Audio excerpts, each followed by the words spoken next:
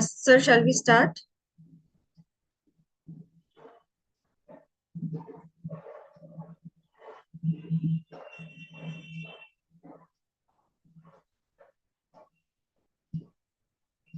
Okay, do you want me to start?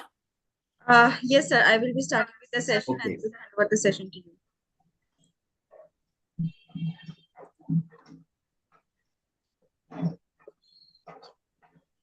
So, very good evening to one and all. I am Arpita from the IJCP group, the moderator for today's session. The topic that we are going to discuss today is blood test for diagnosis of respiratory allergy. How relevant are they? And yes, to cover the topic, we have with us someone very eminent, none other than Dr. Prashant Prakash, sir. It's an honor for me to welcome sir to our platform and to introduce him to everyone.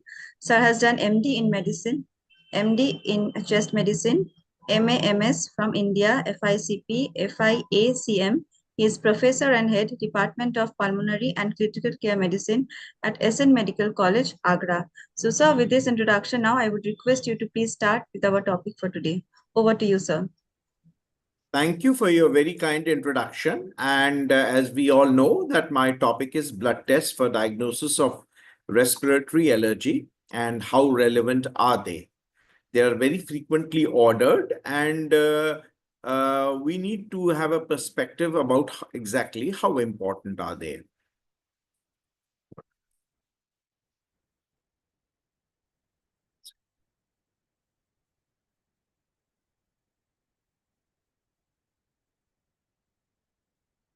So, our couple of things which we have to understand before we go on to understanding what is exactly blood tests and what are skin tests, we have to understand a couple of terms. One is atopy. What is atopy? Atopy is described as the predisposition to produce high quantities of immunoglobulin E, and it is an immediate type 1 hypersensitivity reaction which involves mast cells, basophils, eosinophils, T helper 2 cells.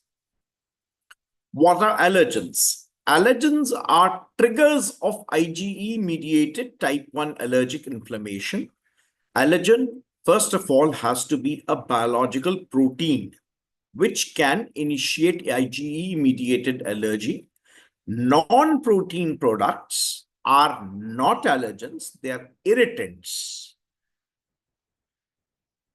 So, defining allergy, allergy is an exaggerated immune response towards a potentially innocuous foreign antigen called as allergen, and it is associated with synthesis of allergen-specific IgE and expansion of allergic-specific CD4 T helper 2 cell population, which is known as the T helper 2 response.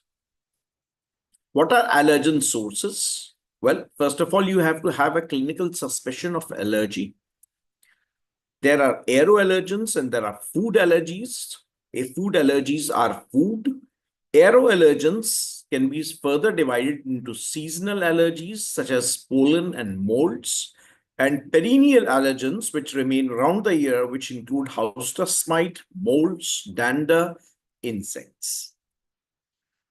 Now, what is IgE antibody?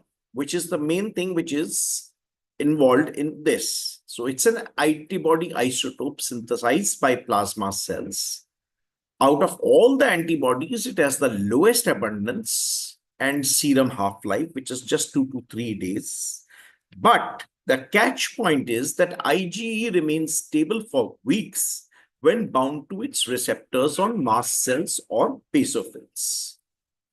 IgE not only mediates type 1 hypersensitivity reactions, it is also the culprit antibody in anaphylactic response and also, thankfully, immunity from parasitic infections. Allergy tests are used to determine if a patient's symptoms are due to allergen-specific IgE antibodies. So what's most important is that patient history and clinical examination, they should be very clearly elucidated whether it's an allergic etiology or something else.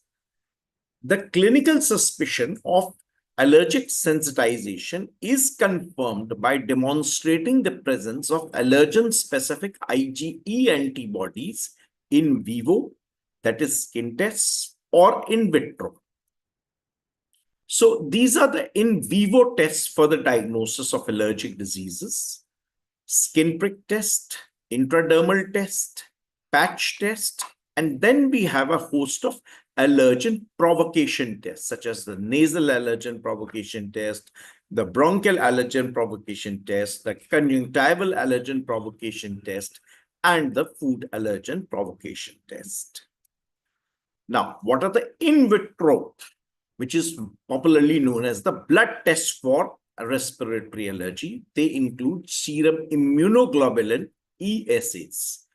You can have a serum total immunoglobulin E, and you have serum specific IgEs, which can be done by a single plex technique or a multiplex technique. And then we have some more complicated stuff that is cell-based assays, and that is basophil activation test.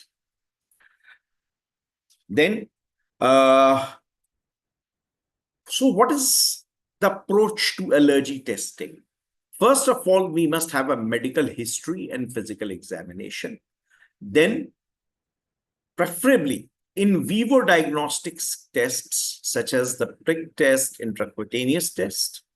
Then we have the in vitro diagnostic tests, which are the serological and cellular tests of IgE determination.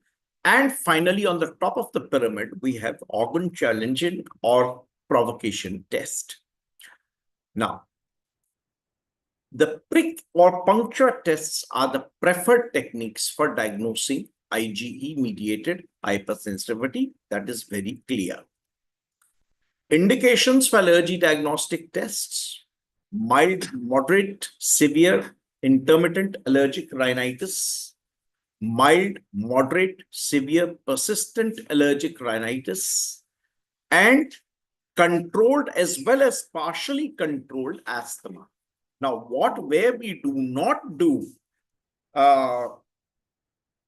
allergy tests is in uncontrolled asthma, which is something which has to be remembered. Uncontrolled asthma is not an indication for allergy diagnostic tests. Whom to test? Rhinitis. So seasonal rhinitis or conjunctivitis in frequent resistant cases, and perennial rhinitis and conjunctivitis should be tested in all cases. Asthma: all children with recurrent wheeze not triggered by upper airway infections, chronic wheeze, or possible asthma diagnosis should be tested. Testing becomes increasingly desirable with increasing age, positive family history, as well as the presence of additional allergic symptoms. Acute urticaria and angioedema. This is particularly when we are suspecting a potential allergic trigger, and this is especially when there is urticaria or angioedema within 2 hours of the exposure to a potential allergen. And food allergy, food-related symptoms which occur within 2 hours of ingestion related to multiple organ systems, including skin, GIT, or airways. The most important in vitro blood tests for respiratory allergy are total serum immunoglobulins, TGIE, or serum specific immunoglobulins. And another thing which we can understand is their ratio against the whole extract of uh, the serum immunoglobulins or allergen molecules. This is a little bit of a complex thing to understand, but I'll try to illustrate. Allergen specific IgE can be compared to the total whole extract of serum immunoglobulins or the component serum immunoglobulins E. This is a ratio which is a little, again, I say, complex to understand, where we have the analysis of the whole extract serum specific IgE upon the total IgE ratio allows us to determine the sensitization attributable to the whole extract, expressed as a percentage or ratio. And now we also have this ratio, which is it allows to determine the extent to which a given allergenic component is responsible for the sensitization to a whole extract. How does that work? I'll just explain on this.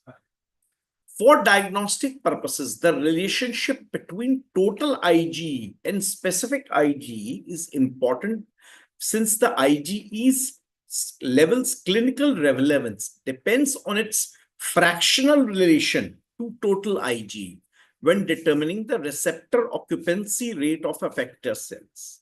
For example, allergen-specific IgE levels representing only 1% of total IgE may be sufficient to trigger half of the maximal degranulation response of effector cells, which could be sufficient to explain the patient clinical symptoms. Now, this is a small case study which will probably try to simplify this so-called complicated ratio, which I have been trying to understand. We have a patient in which the total IgE level is 152 kilo units per liter. And out of that, the serum specific IgE is for dermatophagoitis terunosus, which is house dust mite, is 130 kilo unit antibodies per liter. Now, if you can see, you compare this serum specific IgE upon total IgE ratio, that is 130 upon 152, this ratio is almost close to 1, which means that the patient's sensitization is mainly to dermatophagoitis terunosus, which is basically house dust mite. Now, house dust mite map, we have these levels of the major antigens. DERP1, this is 1.8 kilo unit antibodies per liter. DERP2, which is 3.2 kilo units per antibodies per liter. And DERPT23, which is 68 kilo unit antibodies per liter. Now, where does this ratio now come? Where does this ratio 2 come? So, out of this 130 kilo units of specific IgE to dermatophagoitis terunosus, if DERP1 and DERP2 were considered alone without ratios, you will feel that the positive values are sufficient to suggest sensitization. However, when we calculate the component serum immunoglobulin upon which extract serum immunoglobulin, the low percentage of them versus the whole extract, which is 1.38% and 2.46%, suggests that the sensitization probably is not due to this particular allergen. While if we go to DERP223, it is having a ratio of 68 upon 130. 68 upon 130. And this shows a percentage of almost 52%, a finding that would condition the patient's response to allergen immunotherapy. Now, why this is very important, let me elucidate that one of the reasons why allergen immunotherapy fails is when we try to make a cocktail of too many allergens, right? That is one of the reasons why even today this branch has not become so popular as it should be. Allergen immunotherapy, according to the various school of thoughts, whether we go to the European school of thought or the American school of thought, the mixing of allergens, should not be more than 1, 2, or maximum 3. Now, if we are able to zero down our culprit allergens to which they are, so we can give allergen immunotherapy to specifically the incriminating allergens rather than just trying to make a vast cocktail of it, which generally leads to failure of allergen immunotherapy, and the patient is despondent and even you are despondent. Now, coming to measurement of total IgE. So we have basically 3 entities upon which we will discuss our entire discourse: total IgE, serum specific IgE, and then there are some various specialized tests. So IgE is the least abundant isotype in the blood of non-atopic individuals with typical levels of only 0.05% of the total immunoglobulin concentration. The low amount, even this low amount, is capable of triggering powerful allergic reactions. Atopic individuals can have levels that are far exceeding those that are found in normal individuals.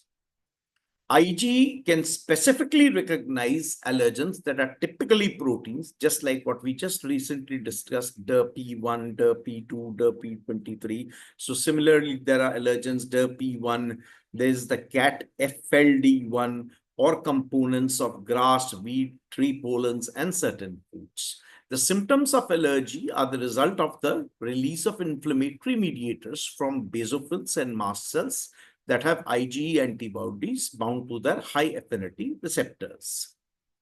The cross-linking of specific IgE molecules by an allergy cause the release of chemicals such as histamine, leukotriene, and cytokines, which lead to allergy, asthma, eczema, and allergic rhinitis. Since the level of total serum IgE in individuals is lower than other immunoglobulins, we need pretty sensitive immunoassays that have been applied to its measurement.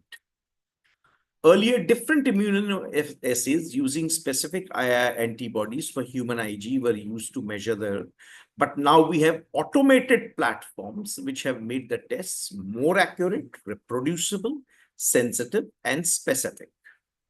These assays are commercially available, have been cross-standardized to a common primary human IgE standard, which is known as WHO 11/234, and total IgE values are recorded in international units per unit volume, which is IU per ml, or kilo international units per liter. Serum IgE levels vary with age. They increase progressively up to the age of 15 and then decline from 2nd to the 8th decade of life. The sensitivity and specificity of serum total IgE levels is unfortunately very low for diagnosing allergic disorders. Why? Because elevated levels of serum IgE may be seen in situations like infestations of parasites, primary immunodeficiencies, infections like Epstein-Barr virus, rheumatoid arthritis, and smoking. So it's not a very sensitive test. Individuals with levels of IgE greater than upper 95% confidence limit are found in allergic asthma, atopic dermatitis, and ABP. However, an elevated IgE does not prove that a patient's symptoms are due to allergy, and nor does a normal level exclude allergy. This is the standardized uniform consensus of the levels of serum Ig. Age group less than 6 years should have a value of 63 to 132 international units per ml. 6 to 14 has 100 to 163 international units per ml, and more than 14 years of age need to have 100 to 196 international units per ml. This is the normal value. The extent of tissue involvement appears to have a determining effect on serum IgE levels, with greatest levels seen in atopic asthma. The lowest levels are seen in allergic rhinitis, and intermediate levels seen in asthmatics. Total IgE correlates with the severity of atopy very poorly, except only in one condition, and that is ABPA, where higher the levels of AGE, more is the disease severity. The anti-inflammatory effects of omalizumab and its clinical benefits with moderate to severe asthma emphasize the fundamental importance of IgE in allergic inflammation. Omalizumab is effective in controlling asthma symptoms and produced clinical improvement in severe asthma patients with IgE levels between 30 to 700 international units per liter. It also reduced the need for systemic corticosteroids in patients with IgE levels. So one important utility of serum IgE is in titrating the exact dose of omalizumab. Now, come to the more important specific IgE against allergic molecules. IgE molecules produced against specific antigens are known as serum specific IgE, and it is the most frequently used in vitro diagnostic test, which we see in your most common blood allergies.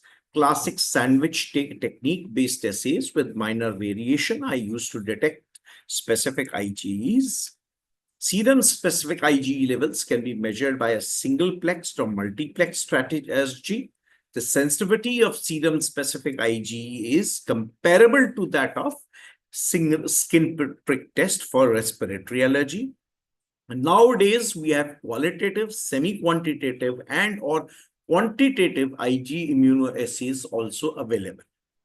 Now there is one confusing factor, that high levels of total Ig, more than 300 kilo international units per liter, are associated with false positive tests because of non-specific binding to test allergens, and this is a major disadvantage in the diagnostic utility of specific IgE.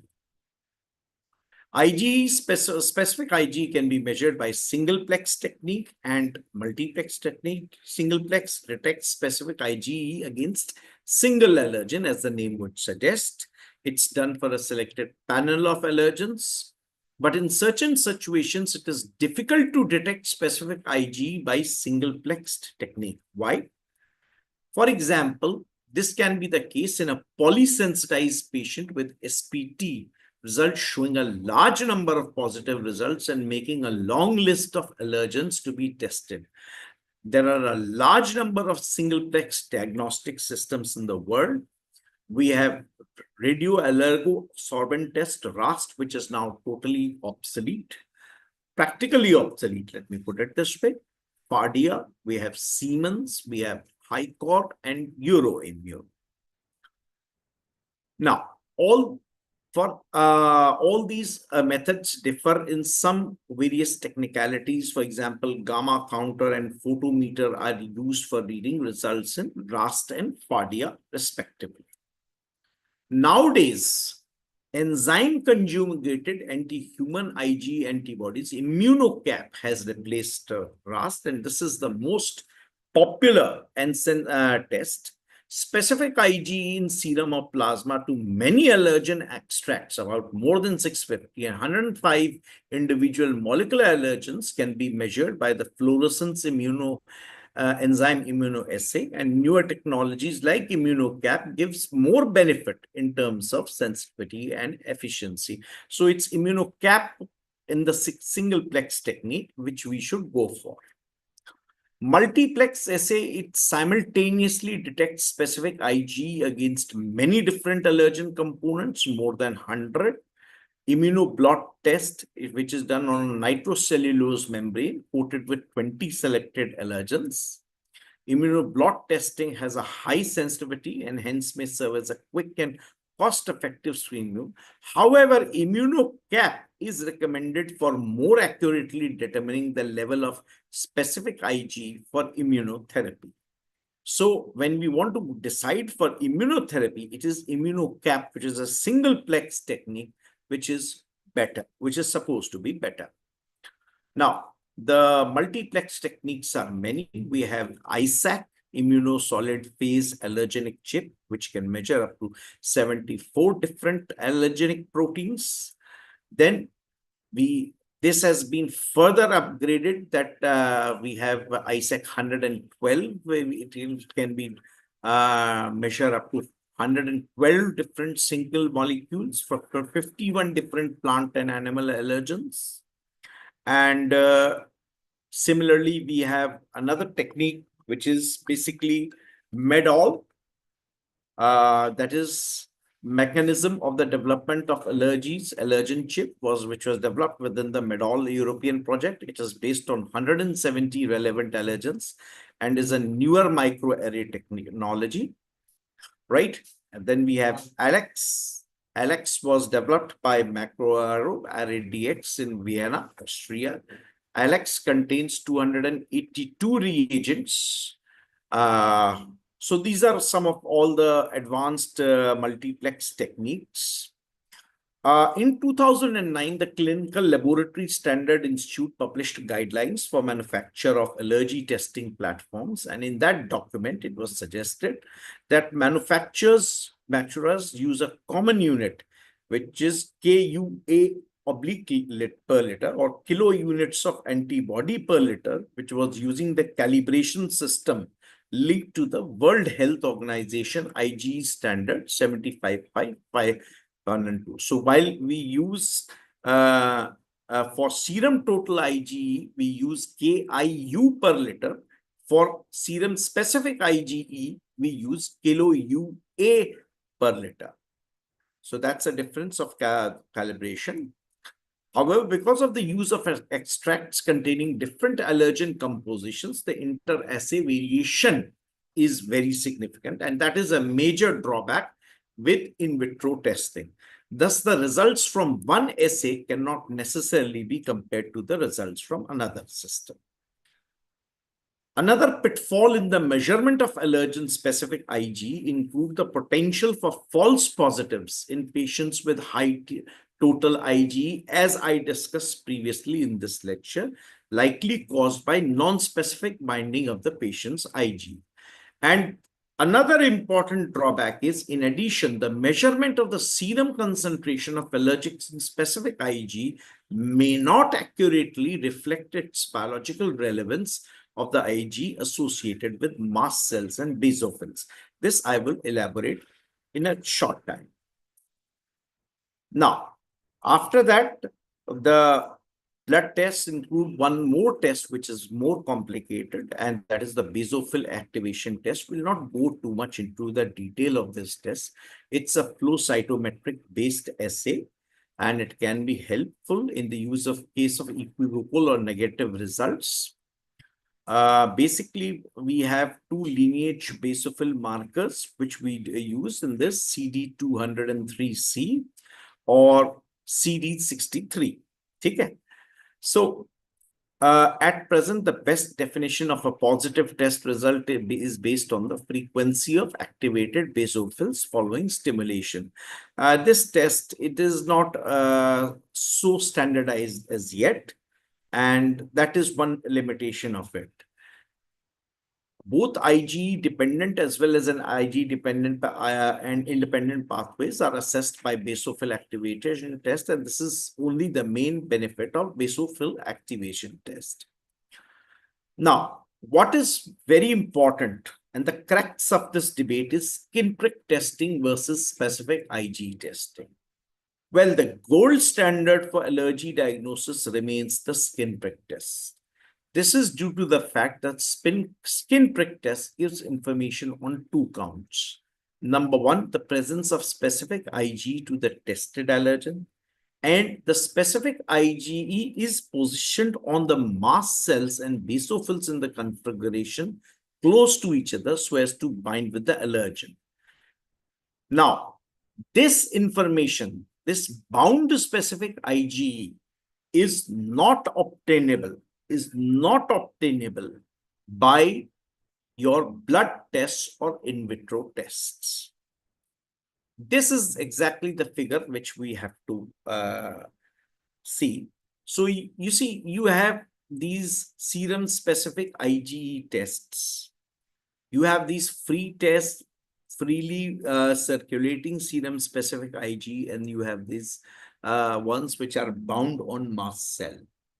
So in vitro testing does not measure the bound IgE, but only the circulating Ig, which is the major drawback with serum specific IgE test. Skin prick test, whereas measures the reactivity of the mast cell bound Ig also, and which is why it is the gold standard of it. So what are the other advantages of skin prick test? It is quick results.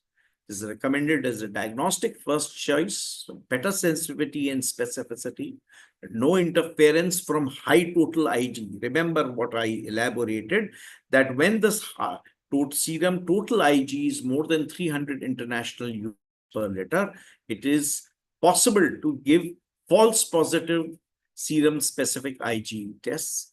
A clear demonstration to patients of their allergies is possible by skin prick tests. It just resembles a physiological reaction to an allergen. The clinical correlation is excellent in skin prick tests. It's good in serum specific Ig. Cost is higher in serum specific Ig, and selection of antigens is excellent in skin prick tests. In serum specific Ig, it is good. So where does serum specific Ig score above skin prick test? Well, in this we show you where serum specific Ig scores better than skin prick test. First of all, skin prick test requires areas of normal skin for testing. Patients should be able to stop medications such as antihistaminics. Patients having dermatographism cannot be submitted to skin prick test, and pregnant women should preferably not be submitted to skin prick test, right? Whereas in all four conditions, serum specific Ig test should be is the preferred test in all these four situations where we cannot do skin prick test. But it still is the fact that SPT is highly sensitive and specific. Specificity is 70 to 95% in SPT, and sensitivity is 80 to 97%, which is pretty higher than serum specific IgE. There was this study which SPT and serum specific Ig, especially immunocap levels, were assessed simultaneously for 16 common inhalant and food allergens for children of 6 months, 1.5 years, 4 years, and 6 years in 389 children from the Copenhagen prospective study on asthma in childhood. And this showed that the difference between the positive predictive value of skin prick test and immunocap is up to 15.6% in inhalant allergens. So in the inhalant allergens, 15.6% advantage was that for the skin prick test, and food allergens, skin prick tests had a better positive predictive value in 54.5% cases. So SPT results were better correlated to symptoms than immunocap, not only for inhalant allergens, but food allergens also. These are the class levels of allergen specific IgE, as I had told you, that in kilo units per liter. If the level is 0.35 to 0.69, chances are low. 0.7 to 3.4, it is increased. 3.5 to 17.4 is significantly increased. 17.5 to 49.9 is high. 50 to 100 is very high, and more than 100 is extremely high. Well, this was the last slide of our discussion. Thank you very much for your patient hearing. I know this was a bit of a complicated topic to understand, because it is involving a lot of involvement of the pathologist, the biochemist also. But I've tried to do whatever best possible I can. Thank you. Thank you so much, sir, for the comprehensive talk, and the presentation was so much informative. Sir, we have received few questions from our participating doctors. With all your Yes, permission, can I put them across? absolutely, absolutely. Okay. So the first question we have received, that is, how do emerging biomarkers such as periostin or eosinophil enhance the diagnostic accuracy of blood tests for respiratory allergies, and are they feasible? Are they feasible for routine clinical use? Ma'am, these they do definitely enhance the diagnostic accuracy, but there are two major problems with them. One is the cost, and the second is the standardization. See, even in tests such as basophil activation test and all these things, there is the element of cost and there is the element of standardization which is there. Even in the various techniques between serum specific IgE levels, they are not comparable head to head. So, like for example, the value which you will obtain by FADIA and the value which you will obtain by immunocap is, it's not necessary it's going to be match. That is the basic problem. Okay, we are moving to the next question, that is, sir, kindly elaborate on the role of molecular allergology in distinguishing primary sensitizations from cross reactivity, especially in patients presenting with multiple respiratory allergy triggers. Well, that is very important, ma'am, that because there are a host of proteins which are very common to a large number of antigens. So component resolved diagnostics have evolved over this period of time, in which we have been able to identify the particular protein which is cross sensitive to it. And remember one thing, that whether we talk of skin prick testing or we talk of serum specific IgE, we are talking mainly about sensitization. This is not allergy. So ultimately, as we go back to the diagnostic pyramid, which I showed in my presentation, once you take a history, then you do the allergy tests, then you have to cross relate that finding of the allergy tests with the history again, whether it is basically a allergen, with allergic reaction, or it is just pure sensitization. Because whether it is skin prick test or it is serum specific IgE, whatever we are getting information is they are indicating sensitization. They're not necessarily indicating allergy. So for allergy, for diagnosis of allergy, what is most important is correlation with history. Okay, we received the last question of today's session, that is, when should allergen specific IgE blood testing be prioritized over other diagnostic methods in respiratory allergy cases? Which methods are you talking of?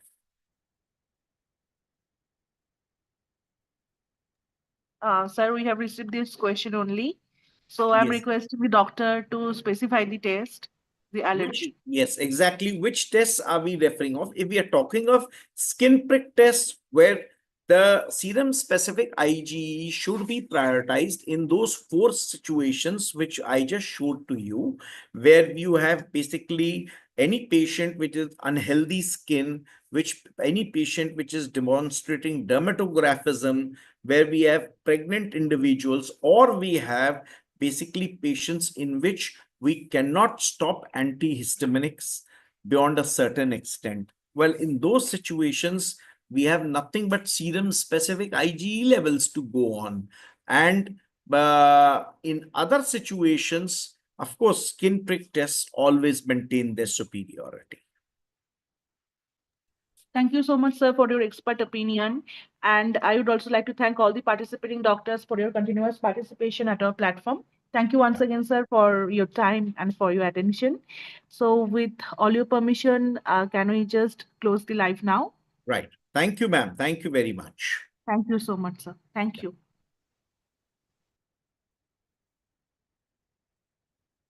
फिर उसके बाद